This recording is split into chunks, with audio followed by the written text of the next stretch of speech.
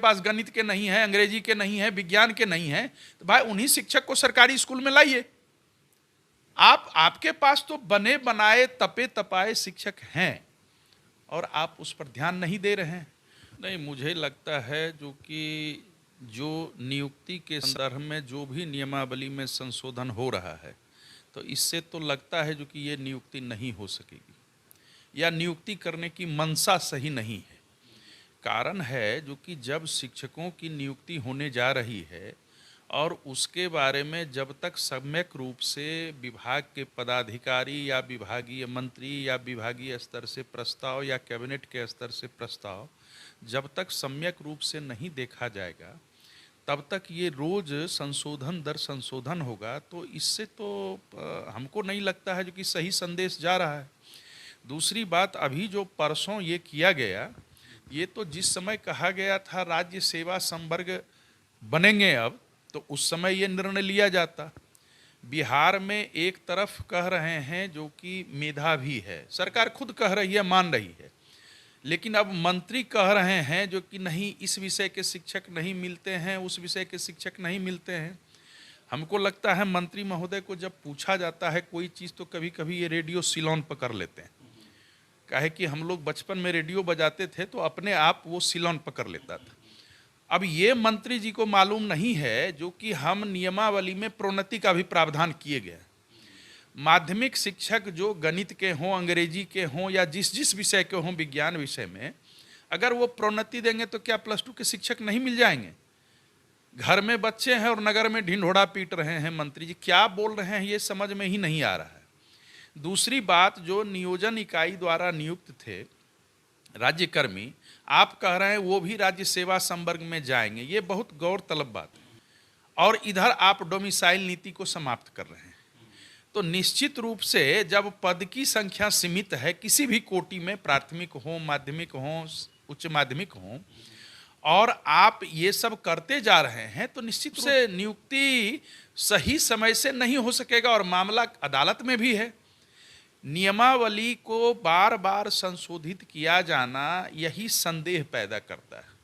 और मुझे लगता है इसमें अभी तक, आज तक की तिथि में, हम लोग शिक्षक प्रतिनिधि हैं या संघ संगठन हैं या जो भी राजनीतिक दल हैं जो सरकार में हैं, उन लोग भी कह रहे हैं बार बार जो कि ये कहीं न कहीं इसमें हम लोग गलत दिशा की ओर जा रहे हैं। तो निश्चित रूप से ये जो अधिकारियों के समूह के द्वारा जो ये नियमावली समय समय पर और बहुत ही असहजतापूर्ण, मतलब जो अभ्यर्थी हैं, जो शिक्षक हैं, जो उनके अभ्यर्थियों के अभिभावक हैं, तो उनको लग रहा है जो कि ये किस तरह की बात हो रही है। और एक ही छत के नीचे आप कई तरह के शिक्षक को पैदा कर रहे हैं।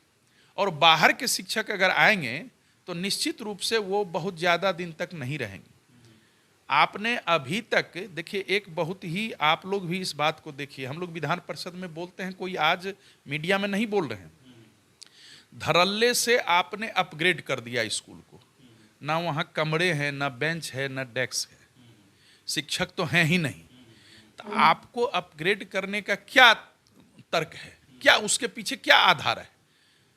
आप एक तरफ मुख्यमंत्री कन्या उत्थान योजना या मुख्यमंत्री साइकिल योजना क्या कंसेप्ट या उसकी अवधारणा क्या थी? बच्चियों को दूर जाना पड़ता था। अब तो कदम कदम पर आप उत्क्रमित कर दिए हैं या कदम कदम पर +2 स्कूल्स हैं। शिक्षकों का वेतन क्या मिल रहा है, नहीं मिल रहा है। और आप देख लीजिए जो कि उधर छात्रों को 50,000, 25,000, वो अच्छी बात है, ठीक है, लेकिन उस शिक्षकों को भी तो प्रोत्साहित किया जाएगा, उनको भी तो उस तरह का वेतनमान दिया जाएगा जिस तरह का वेतनमान पूर्व में दिया जा रहा था, या अभी भी वैसे वैसे शिक्षक बचे हुए हैं विद्यालय सेवा बोर्ड के जो राज्य सेवा संवर्ग से हैं। आप कह रहे हैं शिक्षक नहीं है, शिक्षक तो बहुत सारे हैं।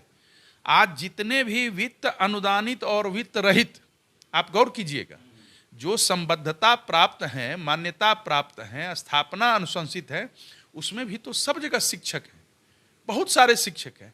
आप उनको भी अगर कोई वेतनमान देते हैं तो ये जो मंत्री जी का कहना है हमारे पास गणित के नहीं है, अंग्रेजी के नहीं है, विज्ञान के नहीं है, तो भाई उन्हीं शिक्षक को सरकारी स्कूल में लाइए।